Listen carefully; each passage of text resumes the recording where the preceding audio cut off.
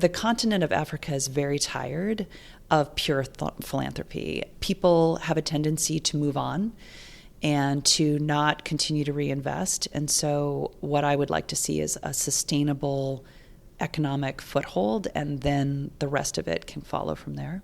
The beauty of jewelry is it can speak to you on a purely physical level, but the more you can dive in, I think sometimes the more interesting and the more meaningful it becomes.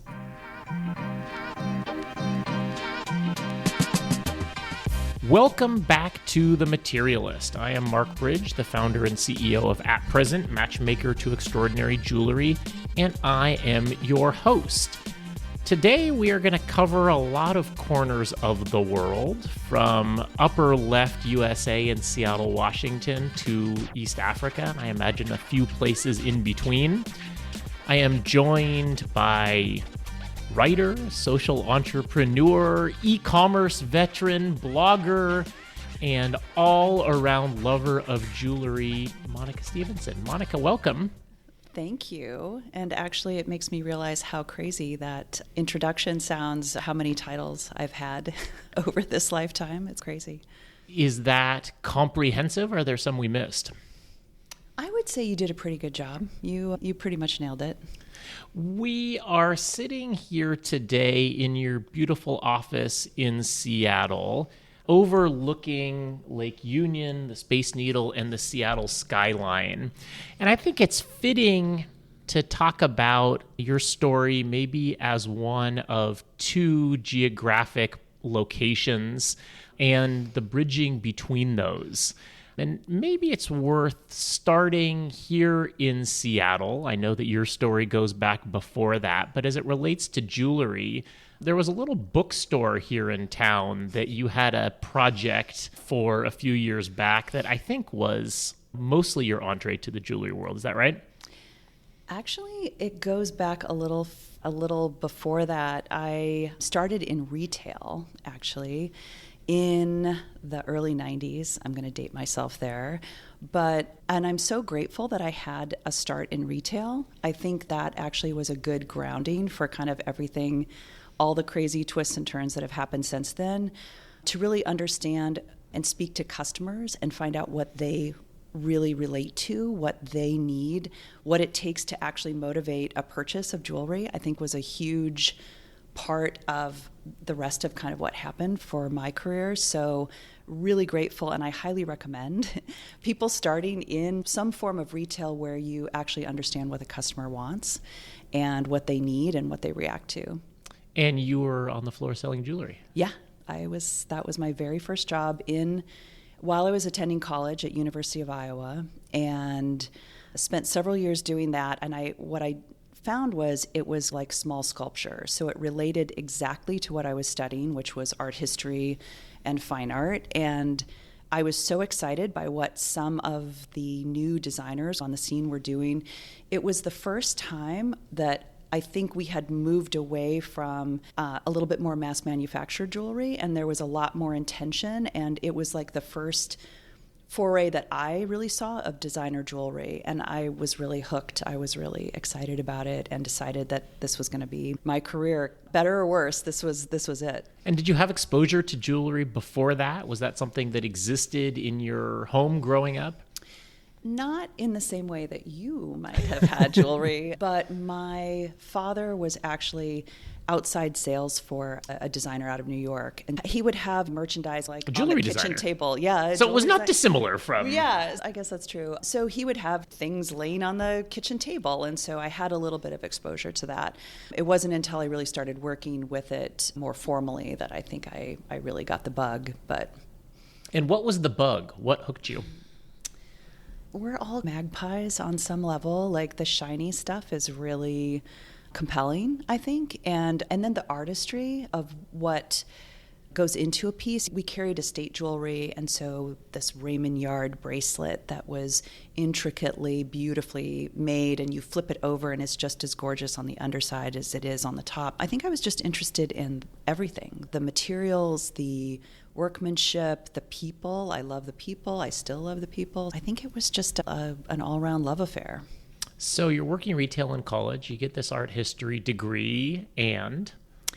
And then I did stay working at that retailer for a few years in Iowa City. And then we moved to Cincinnati briefly for my husband's career.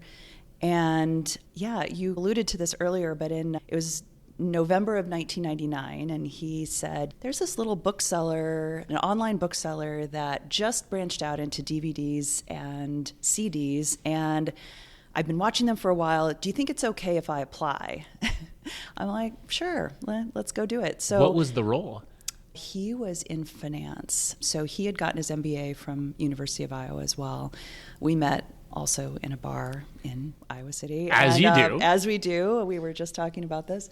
And then, yeah, he applied and got the role. And 6 weeks later, literally, like he was working, packing books after doing a full day of finance. He was actually packing books like in SoDo of Seattle. I'd never seen Seattle before. I moved here completely sight unseen. But it turned out to be the best possible move. I'm supposed to be here, I think. And the bookstore come DVD seller decided that maybe there were some other areas that it wanted to pursue on its path to being the everything store. Correct. So in the late 90s, I had actually purchased a URL, idazzle.com, and built out a referral website that linked diamond consumers to retailers in their area that wanted to purchase things using the internet as a matchmaking tool. And so that kind of gave me some grounding on the tech side of things. And then in 2003, Amazon came knocking and asked if I would help launch the jewelry store for them. And I said yes, understanding that this was probably like a once in a lifetime opportunity to really see that side of things. And it was my turn I was like the tech translator to the jewelry industry. I straddled both worlds and found out that I speak tech pretty well. It was an incredible experience. I worked for a couple of years on that launch. It never quite looked like what I had maybe hoped or envisioned, but it was an incredible experience and paved the way for the next phase of my life, which actually I took a step back from working for a while. We both couldn't work for Amazon. That became very clear. So I stepped back and we had two beautiful girls. Before we move on to the next step, I want to engage your comment on the delta between the vision and what ended up happening. Because my sense is that Amazon has tried to do jewelry in the same way that it's tried to do luxury and style and fashion about 18 different times. And they keep seeing this world that looks very juicy. And I remember that there was a quote from Jeff Bezos in the Everything Store about how diamonds seemed to be the perfect market because they were perfect commodities and there was huge margin. And so if your business model is based on your margin is my opportunity, this is very enticing. And it's still never quite got there. Is the delta between what you imagined and what happened related to that, or are those separate? I think that's a great question. I think that jewelry can translate to the digital world, and I think that we have gotten a lot closer to an ideal with that, with video and much richer, immersive kind of storytelling. At the time, it was a bit more primitive. And at the time, they were trying to fit jewelry, which is a very complicated, non-branded category, into something that's UPC driven. And so watches worked pretty well for that. But it turns out diamonds, even diamonds from gem to gem, really have a variance to them, and that it's hard to shoehorn into a format like that. So I think that was a big learning curve to try to translate the storytelling into this flat detail page. It was harder than it actually looked. What could it have been?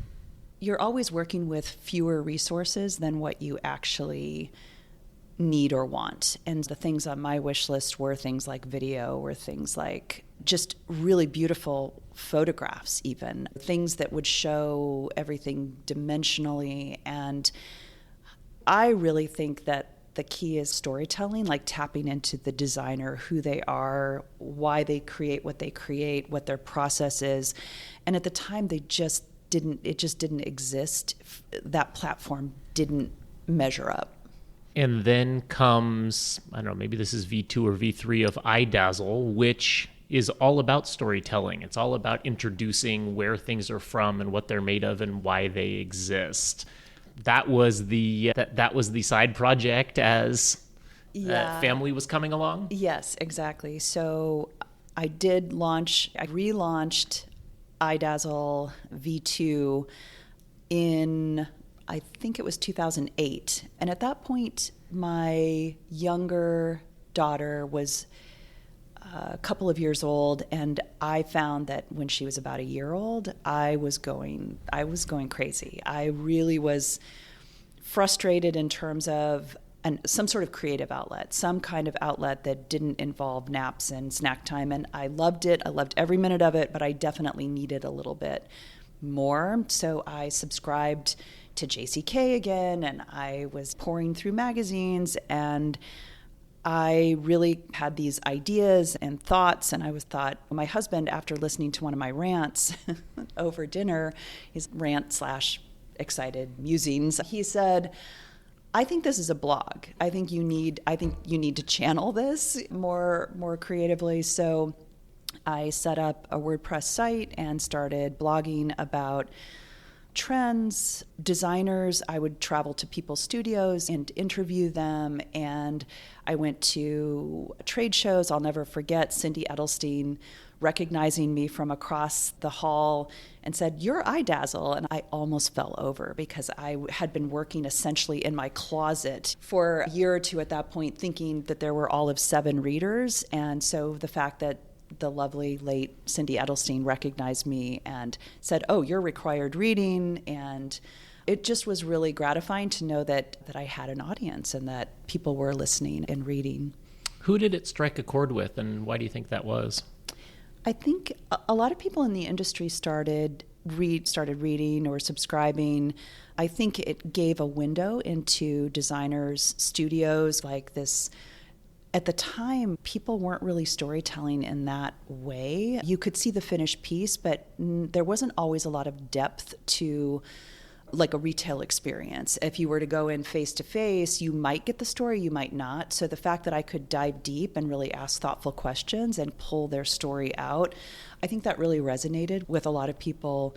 So trade, but also I had consumers, like I had regular people reading as well. And what were people doing with this information? Were retailers going out and finding new partners as a result of this? Did people just want to know? Was this mostly curiosity? What do you think was the... I'd like to think that I played matchmaker on a few things, linking retailers and designers. And I know that I played matchmaker on a few things like gemstones, where I would go to Tucson and I would do a video of a gem, and then a designer would DM me and they're like, "Where is that? And how do I connect?" And so I know that there were some matchmaking things, but some of it I think is just curiosity and beauty and art for art's sake versus always having to have a commercial aspect to things. I was purely editorial. I was very poor when I was doing this. There was very little financial monetization for me, but I loved it. It was immersive. I had a chance to see the industry from a different side, and I was able to meet some incredibly fantastic people. And you're plugged into all of these interesting channels, and you're in the closet working on this after the girls have gone to bed one night. Pretty much. You see an interesting project pop up about a documentary that's going to happen. Correct. What happened there, and what was the thing that go, "Oh, this is interesting"? So, very good. You definitely know the story a little bit. I was very active on Twitter. So I was an early adopter and really made a lot of interesting relationships, friendships, connections through that medium. But I super randomly happened to see something float by in my feed that was documentary film going to East Africa to film the journey of a gemstone from the dirt to the finger, something to that effect. And I was like, what? That's fascinating. That's so interesting. So I clicked on the link. I ended up DMing whoever was behind this. I had no idea. And they're like, oh, great, I'm glad you're interested. Do you want to go? Would you be interested in going? We're taking a small group, and I would be the resident blogger. I'm documenting the documentary. And I was incredibly intrigued. I just could not stop thinking about this idea of seeing where things come from. So I'd always been involved in that last little bit of the journey, and I was really intrigued by what happens at the beginning. What does that look like? And had you had any exposure? Had you been anywhere near this part of No, never been on the continent of Africa. I'd never been to a source community. I'd never even been to like a Montana sapphire mine or anything. This was completely out of the blue. And I approached my husband. I'm like, look, there's this thing. Found this guy on the internet. I'm really intrigued by this, and I just really would like to go. And so, you don't know any of these people. You've never been there. Just do your due diligence. And so I did some research, and people just had great things to say about a couple of the key people involved in the project. And yeah, I decided to fly 9,000 miles and end up on the edge of a Savarite mine with a complete group of total strangers. When you got there, what did you find? I'm not sure what I expected. It's hard for me to conjure up what it was that I thought I was going to see. But what I actually found was beautiful landscape, incredibly passionate people who are working so hard. This is backbreaking work. This is really challenging to move the earth to find these gems. And most of this is alluvial mining. Some of it's a little bit deeper rock, but in other words, alluvial mining. So it's surface mining. It's gems that are not from a primary deposit. They have been deposited through erosion. And so you don't dig as deeply as you would for, I think people think of diamond mines when they think of mines, and it's a giant cavern, many layers, lots of earth movers. That is not this mining. This is all artisanal mining and small scale at largest. So we're talking about shovels, picks. Occasionally you'll find someone who might have like a jackhammer or even an excavator, but most of the excavators I see there are rusted out and not working. It's a lot of hand toil, and it's not large. They're not giant holes typically. There's a few exceptions to that, but in general, it's moving a little bit of red dirt, and then hopefully they move it back when the mine is done. So it looks a little different than I think what people might think of as mining. And in this particular part of the world, again, lots of hand labor involved, and then I think what I was blown away by was like they might work for weeks or even months without finding anything of significance. The amount of work for relatively little reward was really eye-opening for me. And it's not from lack of passion or interest or even education in their own way, but there's not access to more formal resources. You don't have access to like the tools and machinery. You don't have access even to geologists who might help you in that search. So a lot of it is education, and some of it is just market access. And in my naivety, afterwards, I thought, we can fix this. We'll get to that, but I do want to just juxtapose it a little bit with diamond mining. I have spent more time in diamond mines than in gemstone mines. But diamond mining is a scientific, industrial, and capital markets exercise. You need an enormous amount of money to pour into a lot of science and heavy labor. That seems to be a fundamentally different equation than we are talking about here. I think it's incredibly fundamentally different. In this case, you have a lot of individuals who are entrepreneurs, in a sense, who they decide that this is going to be more lucrative than farming, which is the other major employment opportunity. Maybe you have some merchants, but there's not a lot. We're talking about very remote areas. And so for these artisans, this is one option, one of very few options for them in terms of making a living. So They might go out and prospect. They might get permission from a landowner. Maybe that's in writing, maybe that's just verbal. And then they will take that permit or that license, if they have it, and then they will explore that region and see if they can actually find the indicator minerals that they need in order to know that they're on the right track. They are completely independently funded. Most of them don't have a lot of other alternatives, and they don't have access to a lot of what I would consider to be more of that global north materials, infrastructure. There's no infrastructure, even just from a This is not Rio Tinto and sonars hanging from helicopters. No. And it looks very rustic, but it's an ecosystem. It has its own sort of order and its own kind of symbiotic relationships. And you can't clarify everything as being, there's some artisanal mining that's actually illegal, maybe in national parks or things like that in other places in the world.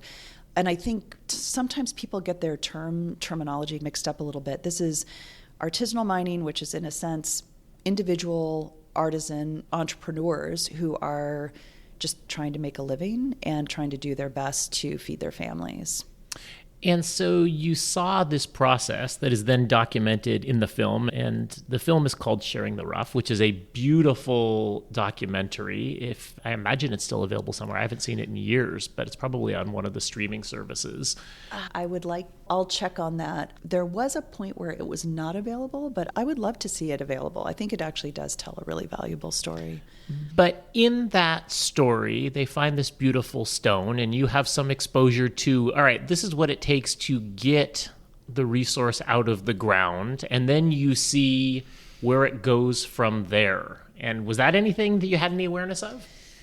I didn't really have a lot of experience with faceting or even the hardcore makings of jewelry. I tended to see it when it was just this like fully formed piece that evidently just springs from the ground, or it's fascinating when you see all of the steps and all of the hands that it actually takes from the ground to the metals, the other materials, the faceting and the workmanship. It's really an amazing process, and I highly recommend if anyone has the opportunity to follow something from start to finish, it's really eye-opening. So you come home from that journey, and my guess is you're buzzing. What are you buzzing with? Oh, just so much adrenaline, so many thoughts. And again, at that point, I was doing a lot of writing, and that was my main outlet and so I wrote, and I ended up, in a way, kind of writing a business plan on the back of a napkin, so to speak. And because I realized that, again, in this very naive way, that I could connect all the dots. I could do this. The only thing they lack access to is education and opportunity and resources. Just a couple of basic things. Just the basics. That obviously you can solve very quickly. Yeah, obviously. And so I thought, I have these relationships now from the film where I could buy rough in country, in Tanzania and Kenya, from licensed brokers and dealers. I could have it cut by a handful of U.S. cutters that I had met through this process again. And so supporting artisans at that level as well. And then when the gems sell, I could take 10% of that and I could put it back into these communities in a variety of ways. And I'd already visited a faceting school, a primary school, an orphanage that was very close to the gem region in Voi, Kenya. And I thought, I already actually have potential outlets for this. What if we did this? What could this look like? And so again, I had a couple of trusted mentors that I ran the idea by and did some refining, but by the end of 2014, after the trip in January of 2014, I had a full-fledged business model written. And then you started doing it. And then I started doing it. So the word Anza, A-N-Z-A, in Swahili means begin. And it was so crazy and so off the wall and just out of the field of my experience that I thought, just begin, just do it. So I did it. So in November of 2014, I went back to East Africa to the East African, I think they had a gem, like a gem show, almost like a regional Tucson for the East African region. And I bought some gems and I visited a couple mines because I was fascinated by that process as well. And that was the beginning.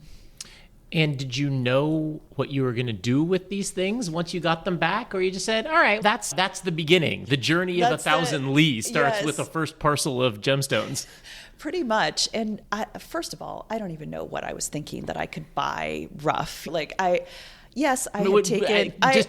you bring like a bag of cash and think you're going to bring this back with you in your backpack? Or what are the logistics of this? You certainly can. And I have.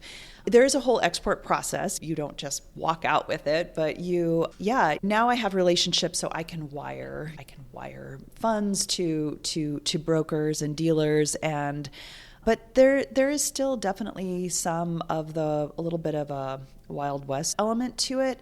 Very few of them have ever seen white Western women buying gems like this. So I'm a bit of a spectacle, but I have proven myself, I think, that I keep showing up, I keep investing, and I keep buying. And luckily, I would say, I've made a few costly mistakes, but in general, those bags of rocks have turned into some really beautiful gems that have made their way into some really incredible designer hands. And the vision for this was you wanted to do more of it? You wanted to do broader with it? Or it was just one step at a time? Truly one step at a time at the beginning. And I was just thrilled to make those first purchases and watch. It was such a beautiful delight to see these gems turn into something, go from pretty rocks. Admittedly, rough can be really beautiful, but to have it faceted and see what it could truly become, and in kind of faceters' hands, true artists really all the way around. And then I let the cutters just do what they want with the rough. I pretty much give them carte blanche with whatever I give them. Sometimes we'll do a little direction if we have a custom cut request or something, but what they turn those gems into, and I think we're really known for our kind of unusual cutting, but I think that's what attracts designers. And I think it's just such good karma from how the gems are acquired to then letting the cutters work their magic, and then the designers end up doing what they want in their hands. And I think the finished pieces, I don't know, they really resonate with something really beautiful. How long did it take you to learn the business of it? How, when you start off, do you have any idea what to pay for something or to envision what it could possibly be worth down the line? Oh boy, trial by fire, baby. There is nothing like learning on the job, like while you're... With live capital. While you're sweating in the bush, by the way, and it's quite a process. But the Wynn Hotel, this is not. For sure. Like it might be a card table out by the mine, or it might be sometimes in someone's office, but it really can vary quite a bit. And what I'm buying, I don't always know for sure. There are things that I've had incredibly high hopes for that have not really turned into much of anything. And then there are things that it was an afterthought, and maybe I did a whole buy thinking that one or two things were going to be the more valuable pieces, and then I'll be really surprised. And it also shows that it's not always super logical. Color, I think, is something that people really, I don't know, can get really emotional over. So sometimes it's not even, by carat and quality, this should be the most valuable. Sometimes something will just resonate with people, and it's really interesting to see that happen. And as you learned more about the miners and the people that are working in the space, what did you learn that they needed? You talked about what you imagined were the limiting factors, but what are really the unlocks for them?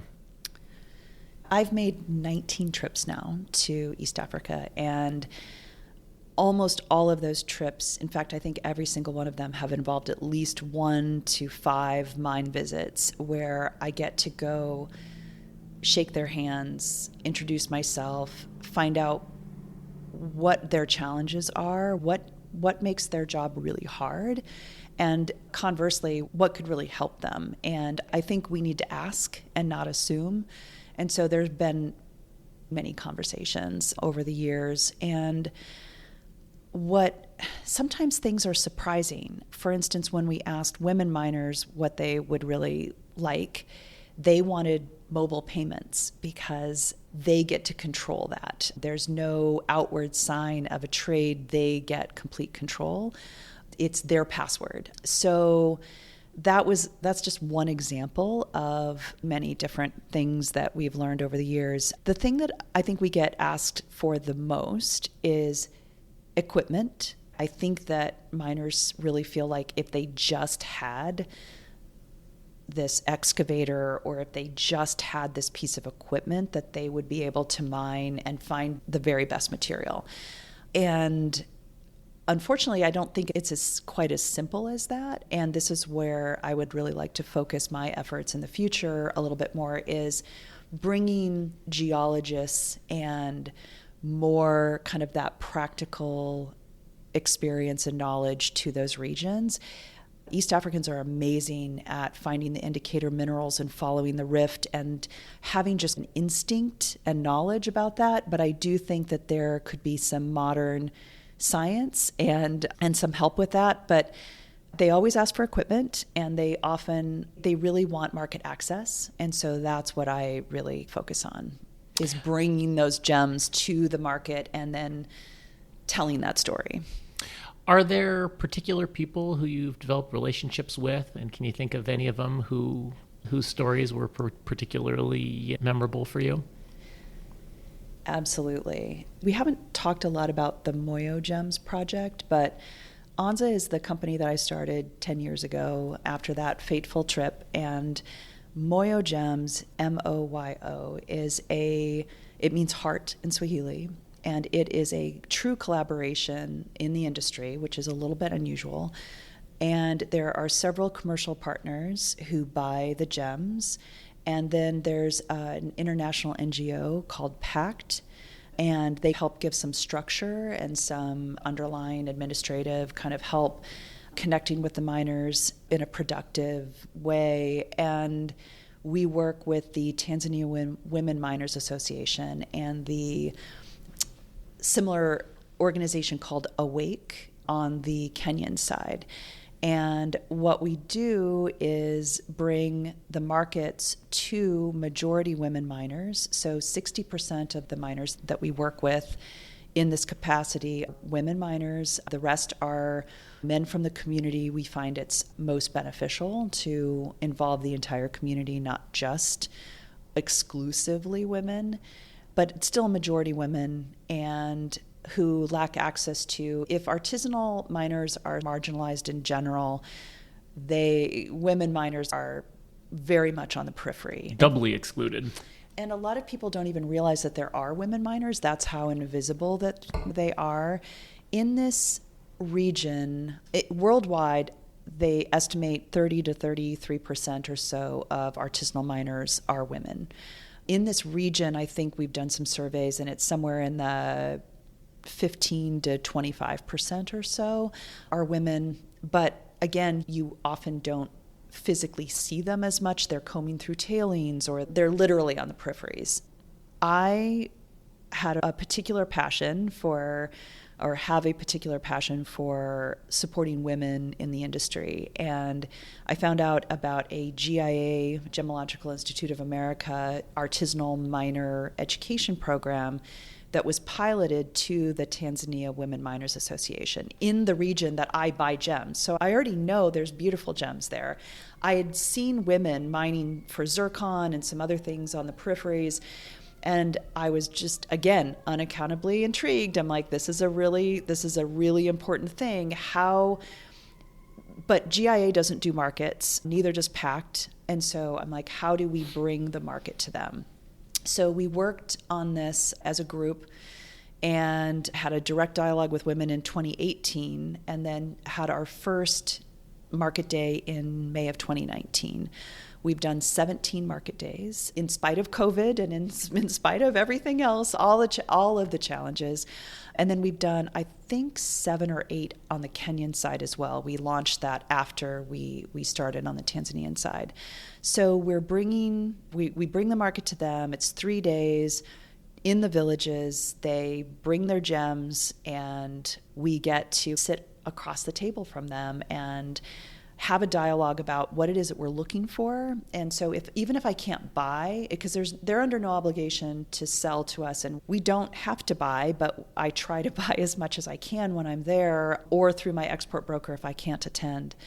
But it's very much an instructional dialogue on both sides of what do we need, what is the market looking for, why can't I buy some of these things, which is the first time that many of them have ever had that kind of feedback before. And I feel like it's been an incredible journey and experience. I've learned a tremendous amount on my side, and I hope that we brought some knowledge also to the markets. Are there any personal stories of the miners that you've worked with and how this has impacted them?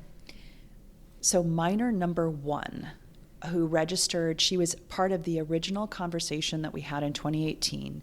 And then in 2019, when the Tanzanian government lifted this export ban that they had put in place for a disastrous year, they lifted the ban and we're like, great, we're going. So May of 2019, she was the second miner I bought from, but she was miner number 1 in the system, Anna J. And we saw her at every market day. She would bring in, usually sapphires is what she mostly mines. But a few years ago, I noticed that her name was missing from the spreadsheet that we collect for each market day. And my exporter said that she had a stroke. And we inquired how she's doing, and they said she's okay, she's recovering. But I think it took her a year or 2 to come back to the market.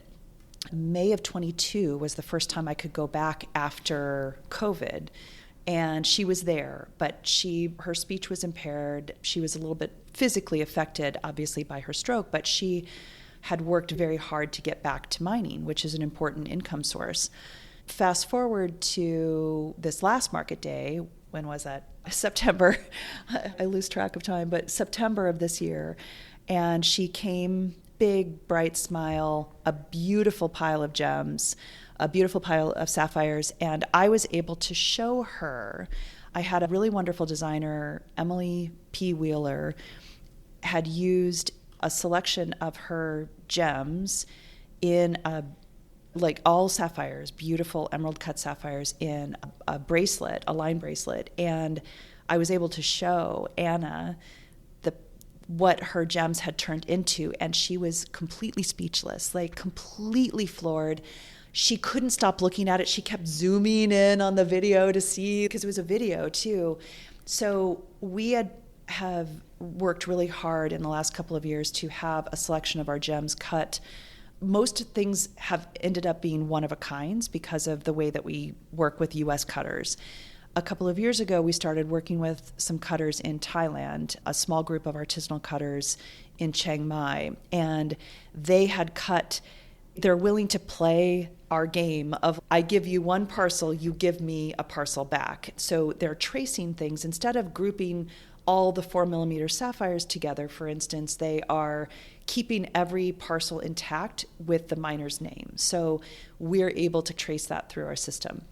So in this case, all of Anna's sapphires had been cut by the same cutter, and they all went into one bracelet. And so to have that kind of a story, that Emily posted it, and I think she sold it the same day, because we were able to tell Anna's story and that she'd made this tremendous comeback from her stroke. And just to have, this is someone who would never have probably had access to any kind of market, let alone someone who can keep that story intact and then tell it to the final end customer.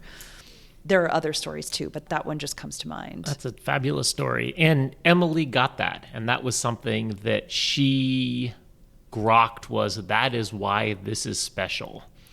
It really had resonated with her when she bought the sapphires from us. And then she was able to tell the story in a true, meaningful way. There's not a lot of embellishment or anything. It's just, hey, these gems came from Anna, and at least we know this, and this is the good that it does. So that really resonated with her clients as well. So it was a full circle moment. I've heard you say on a number of occasions that gems can be beautiful and beneficial, and that feels like the typification in that story. I'm so fascinated by this idea of why are consumers drawn to things, and where do these messages live? I'd be so curious to understand who the buyer was of that bracelet and what the hook was. Was it, wow, this is a beautiful sapphire bracelet? Or, I love Emily's work and I've always wanted something about this? Or, I want to be a patron of this sort of sustainable mining practice that I've seen. There's so many different layers there. Does it even make sense to try to disentangle that? I think over the several years that I've been doing this, that I've seen people fall into all three of those kind of buckets where it's really pretty, I really like it, and you can tell that it's just wah, wah, wah about the rest of it, and they put it on, they love it, and it is all about just how they feel about the piece physically. But I've also seen people engage moderately with the story, and then I've seen people who I think their eyes light up, and that is the motivation for them.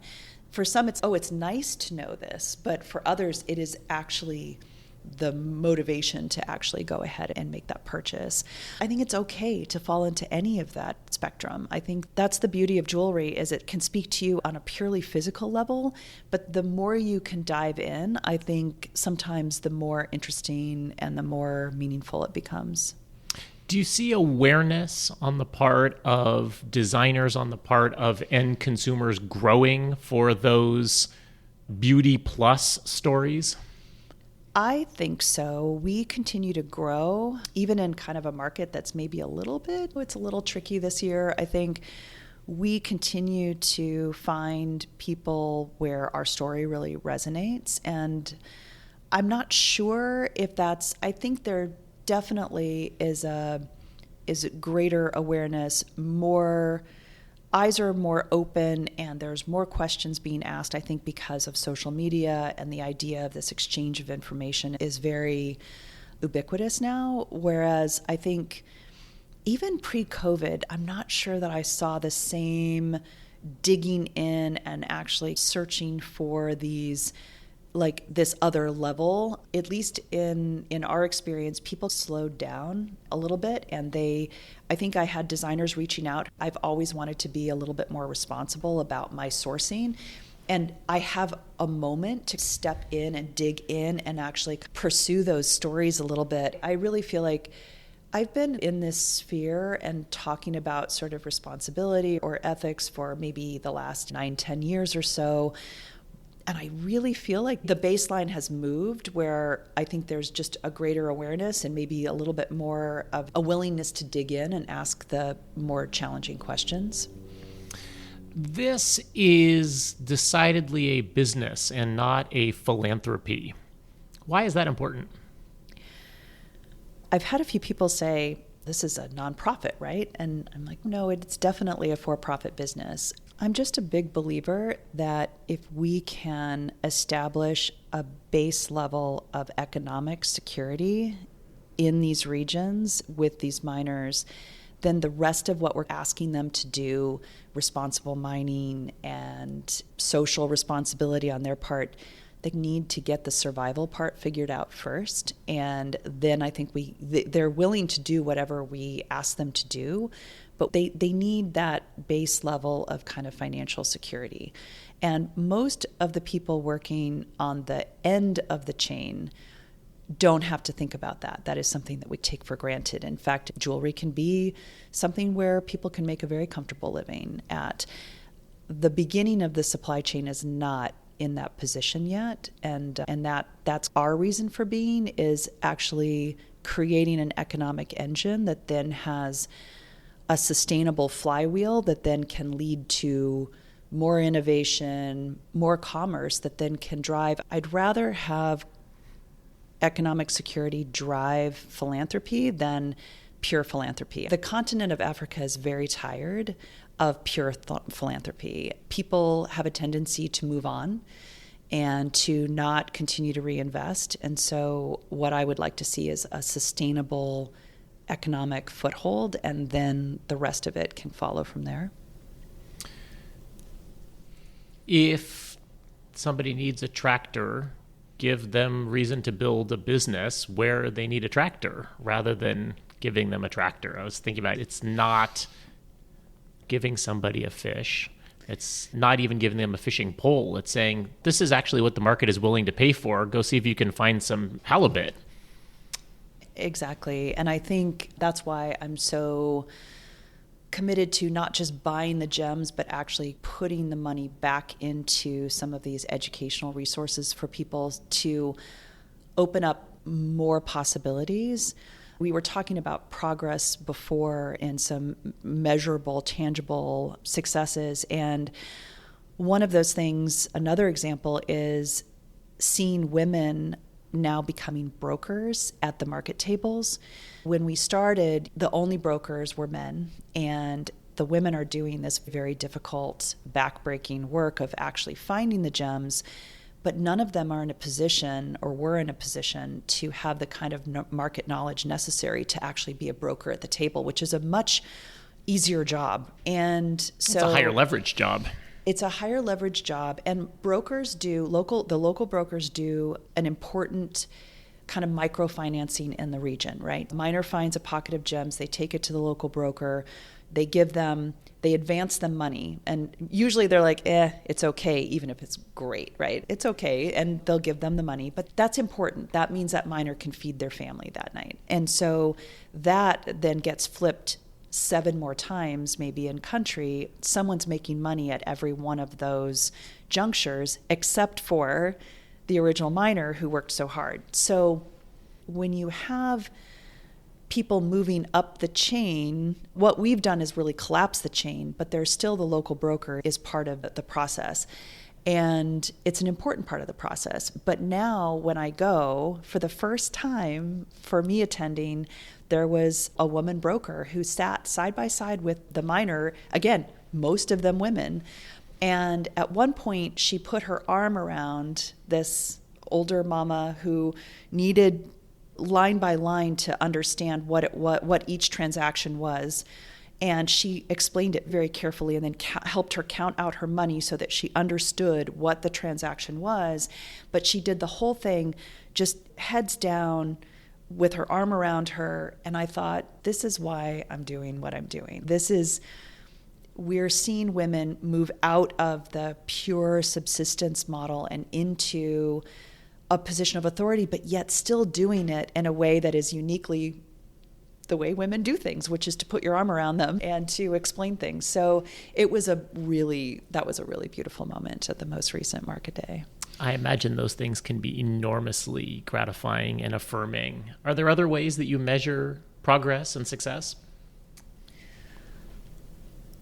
Yes. And the whole trip to East Africa in August and September was like, there were measurable pieces of success from where we landed in Dar es Salaam and visited the Tuwoma Youth workshop where they do some faceting there. And a few years ago, when my colleague Christina found them, they were working out of a shed with 1.5 machines that only worked, and they had been educated on faceting by the government school in Arusha, the Gem Center, and they had run out of their own sort of diagrams, so they were going on the internet and pulling off all these open source diagrams and trying to recreate them themselves, but they lacked equipment, and they lacked a little bit of knowledge to use that equipment. And there were a couple of grants received, I believe Brilliant Earth and a couple of others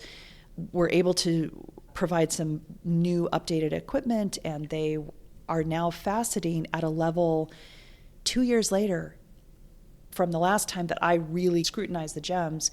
I Like I would buy some of those gems, and that is enormous progress in just a couple of years. And it just shows you when you have this meeting of the talent and the ambition and the knowledge there, but then we can take that to the next level perhaps, and again, connect them with the market. And then we saw progress at the market day with the women brokers. And there's just an overall level of prosperity in the region that is very different than when we started 6 years ago.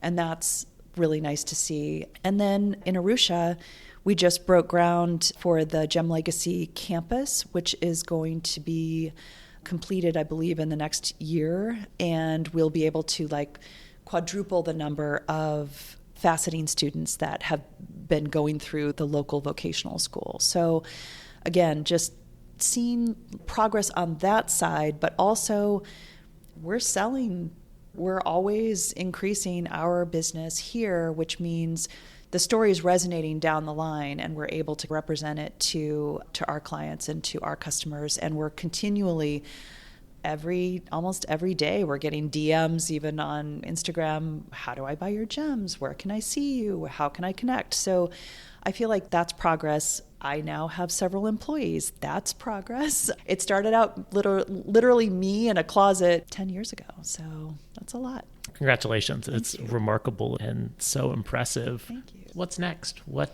are you looking forward to? What's the next big challenge? There are so many challenges, but I'm really looking forward to, I have hired Kelsey, who is a compliance and supply chain expert. And what I would love to do is all of the things that we've been doing more informally, but meticulously. I would love to be able to actually put that into some sort of technology platform. We've looked at blockchain. It's been harder to implement at the source, like where we buy, has been a little bit more challenging. And so I would love to see if we can do an actual digital representation of all the work that we do. I would love to have a way to kind of surface that so that it can easily be transferred to whoever might buy that gem in the end.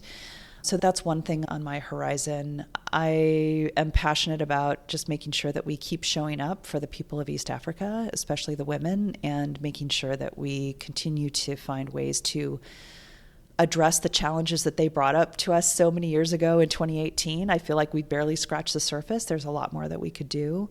So that drives me. I feel very fortunate that there's like a purpose built into my day-to-day 9 to 5. And those are just a couple things that come to mind.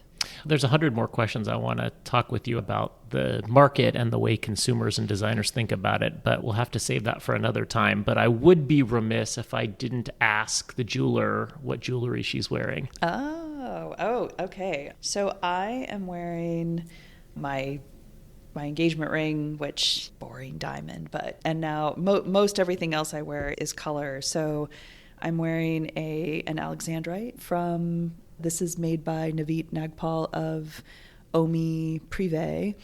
And color is unbelievable. You can see it from 20 feet away. It's pretty special. It's my birthstone, so there's that. Another piece from Navit is this gemstone necklace that is for my 30th anniversary that my husband conspired to make. There's a lot of our gems are in this necklace, so not all, but a lot of them are. And then I'm also wearing these beaded bracelets, which again, I feel like represent a little bit of progress. These are beads from Tanzania, so gems from Tanzania that were polished by the government school students and then made into bracelets by Tuolma Youth. And so it's just my daily reminder a bit to keep pushing. It's all worth it. There's visible progress that's possible. So beautiful. The necklace is spectacular too. The color is just delicious. Thank you. I love it. I love it so much.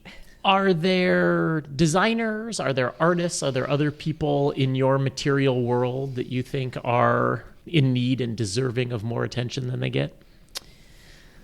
Oh, so I am really intrigued by and have really made a push towards having women facetors recognized. talk about invisible. There, people are like, wait, what? Women facet gems? So faceting, not to put too fine a point on it, is basically the cutting, the finishing. To go from a rough stone to a polished stone is done via faceting. Correct. And I really find that women have an incredible finesse about them in terms of what they're able to coax from the gems. Sometimes I think it's this artist mentality. Sometimes I think it's what would they want to see in a piece of jewelry. I just find the creativity is really amazing. So we've been working with Beth Steer for 10 years. She was the very first cutter that I think I employed. And then we now work with Nadine Marshall, Jenna Sloan. We're talking to Erin Malone. And I just love having Megan is a local cutter. Just really incredible work. And I love giving a platform to women who I think are doing an incredible job. It's math, it's science, it's art, it's all of the above. And without them, I wouldn't be wearing this necklace. So I think that's exciting to me, is seeing this recently too, this group of women really burst out and really show their talents, I think, online. It's really exciting to see. And from the things that are under or unappreciated, this is an art form. We imagine that everything is mechanized, that you put something in a box and the black box spits it out. This is the antithesis of that. True. It's definitely mechanized. There's a wheel, but there's the idea of exactly every gem has its own refractive index. And so understanding where the critical angle is and then figuring out precisely what shape it needs to be, avoiding major inclusions, and then putting the final polish on it, it's remarkable. And it's one of those things that people just completely take for granted. Gems don't come fully formed from Tucson, right? Like there is this whole They don't process. come out of the ground in Tucson, and they don't get polished in Tucson. No, there's a couple of exceptions to that, but in general, understanding the true talent that's out there and giving a little bit more of a spotlight to that, I think, is one of the things that we try to do. If people want to find you, are there still things on iDazzle? I know that you're very active in Instagram. Yeah, the old blog, I'll have to figure out how to maybe archive those stories, but we can be found at anzagems.com, and then I'm on Instagram as iDazzle, IDAZZLE, and then Anza Gems. Monica, thank you so much. Thank you for everything that you're doing at all ends of the journey to add brilliance and sparkle and joy to this wonderful business that we have the pleasure of working in. Thank you so much. That's it for this episode of The Materialist. If you like what you heard, please like, rate, and subscribe to The Materialist wherever you get your podcasts. The Materialist is a presentation of At Present Matchmaker to Extraordinary Jewelry. We'll see you next time.